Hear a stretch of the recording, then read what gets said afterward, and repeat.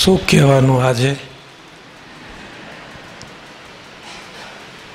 આજના પાટોત્સવના યજમાનને ધન્યવાદ. પાટોત્સવ પ્રસંગે સેવા કરનાર હરિભક્તોને ધન્યવાદ. અને આજના દિવસે મહાપૂજામાં જે ભક્તો આવીને બેઠા એ સૌને ધન્યવાદ. કારણ ભજન તો દરેક જગ્યાએ થાય, પણ સ્થળમાં બહુ ફેર હોય છે. ભજન માટે તો અનેક જગ્યાઓ છે, જ્યાં કરશો ત્યાં ભજન થશે. પણ કોઈ એવું સ્થળ હોય કે જ્યાં ભજન અનંત ગણું ફળ આપે. વિચાર કરજો, મંદિર એ ભક્તિ ભૂમિ છે અને ઘર એ ભોગ ભૂમિ છે. ઘરમાં એક માળા ફેરવીએ તો એક માળાનું જ ફળ મળે. ગૌશાળામાં એક માળા ફેરવો તો 10 માળાનું ફળ મળે. બગીચામાં એક માળા ફેરવો તો 100 માળાનું ફળ મળે. બગીચો એટલા બધા ફરવા જાય એ બગીચો નહીં ભાઈઓ, જરા શાંત અને એકાંત હોય. જંગલમાં જઈને, વનમાં જઈને એક માળા ફેરવો તો 1000 માળા ફેરવવાનું ફળ મળે. કોઈ ઊંચા પહાડ ઉપર, એવરેસ્ટ ઉપર જઈને એક માળા ફેરવો તો 10,000 માળા ફેરવવાનું ફળ મળે. પછી સાબરમતી, મહી, વાત્રક, નર્મદા એવી નદીના પ્રવાહમાં ઊભા રહીને એક માળા ફેરવો તો 1,00,000 માળા ફેરવવાનું ફળ મળે. કોઈને શંકા થાય કેમ આમ? એવરેસ્ટ ઉપર 10,000 અને નદી તો હાવ સરળ, એમાં 1,00,000, એમાં જ જોખમ છે. કોઈ મગર આવીને તમારા લાખ પૂરા કરી દે તો? માટે એનું ફળ વધારે છે. પછી કોઈ દેવાલયમાં જઈને, મહારાજે શિક્ષાપત્રીમાં 5 લખ્યા છે, વિષ્ણુ, શિવ, ગણપતિ, પાર્વતી છે, દિવાકર.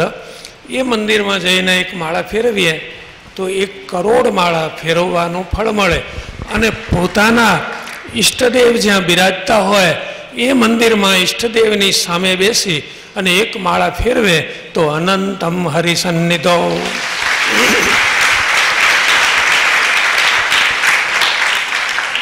કેલ્ક્યુલેટરના આંકડામાં ના આવી શકે એટલું ફળ મળે છે. સજ્જનો, આ વાત કોઈ કલ્પનાની નથી ભાઈ. આ તમને જે અત્યારે રજૂઆત કરીને એ સત્સંગી જીવન 3જું પ્રકરણ 30મો અધ્યાય અને 42-43મો શ્લોક.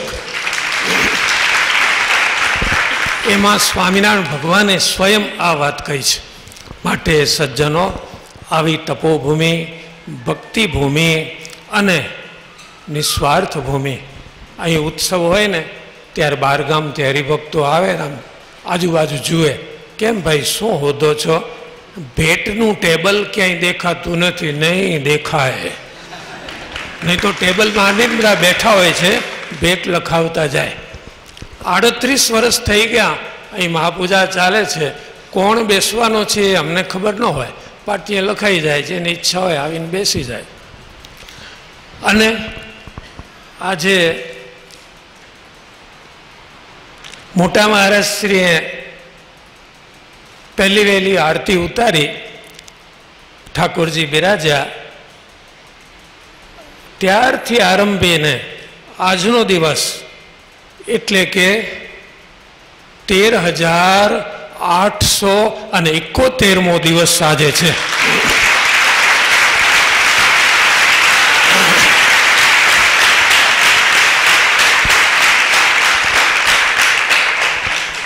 ત્યારથી આરંભીને આ ધરતી ઉપર ભજન થાય છે, ભક્તિ. ઘણીવાર ક્યાંક કોઈ સમાચાર માસિક પત્રમાં આવે કે અમુક મંદિરમાં કીર્તન હરીફાઈ રાખી હતી. અહીં અમારે દરરોજ કીર્તન હરીફાઈ હોય છે.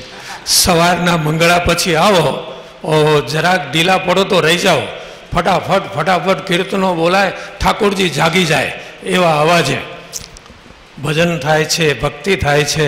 અરે કોઈ આવે ઠાકોરજીના દર્શન ન કરે અને આ ધરતીને પગે લાગીને જાય ને તો બેડો પાર થઈ જાય.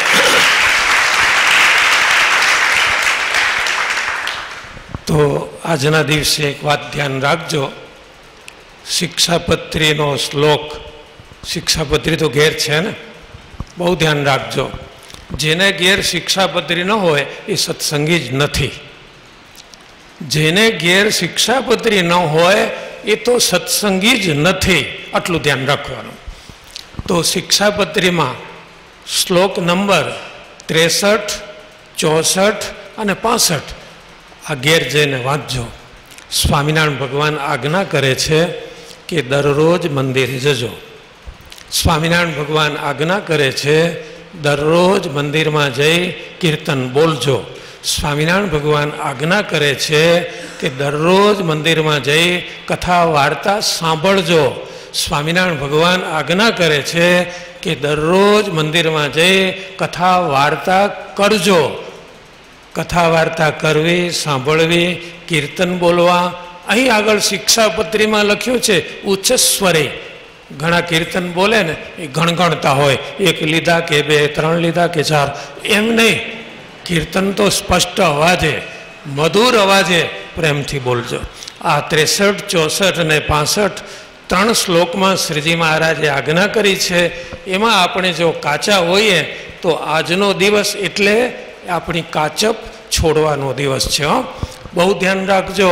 અમારે એક બંસી પેલો મુરલી વાદક હતો, તે જંગલમાં 1 ફૂટનું લાંબુ એક જીવડું જતું હતું. એણે માની લીધું આ સર્પ છે એટલે માંડ્યો મુરલી વગાડવા. ટી ટી ટી ટી ટી ચાલુ કર્યું.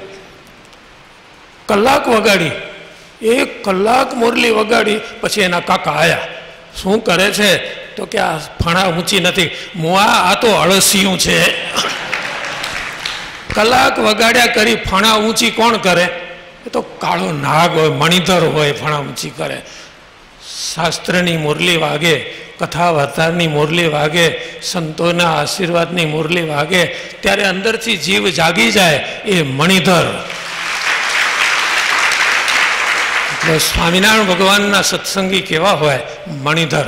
સ્વામિનારાયણ ભગવાનના સત્સંગી કેવા હોય? સહજાનંદી સિંહ જેવા, બકરી જેવા નહીં. એટલે સહજાનંદી સિંહ જેવા સુરવીર બનીને ભગવાનની ભક્તિ કરીએ, સત્સંગ કરીએ. અને મોટા મોટા સૌને ધન્યવાદ, નાના મોટાને. આ મંદિરમાં, આ મંદિર ચાલે છે ને એ કોનાથી ચાલે છે ખબર છે?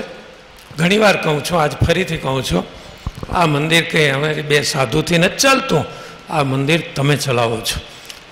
આ મંદિરમાં હરિભક્તો કાયમ વાળે છે, બહેનો કાયમ પોતા કરે છે, બહેનો કાયમ દરરોજ ચોક વાળે છે. આવા નાના મોટા પ્રસંગ હોય, રસોડું કરવું હોય તો બહેનો જ કરી દે છે, વાસણ બહેનો જ માંજી આપે છે. બોલો, ધન્યવાદ છે ને. તો આપ સૌના સહકાર, સેવા બદલ સ્વામિનારાયણ ભગવાનને વિનંતી કે આપ સૌ હરિભક્તોને શ્રીજી મહારાજ એવી કૃપા વરસાવે કે સૌ સુખી રહો, ભજન ભક્તિમાં સુરવીર બનો અને સંસારમાં રહ્યા છતાં નિર્લેપ ભાવે જાણે અક્ષરધામમાં બેઠા છીએ એવો આપણને અંદરથી ભાવ થાય. એવી ભગવાનની કૃપા આપ સૌના ઉપર ઉતરે.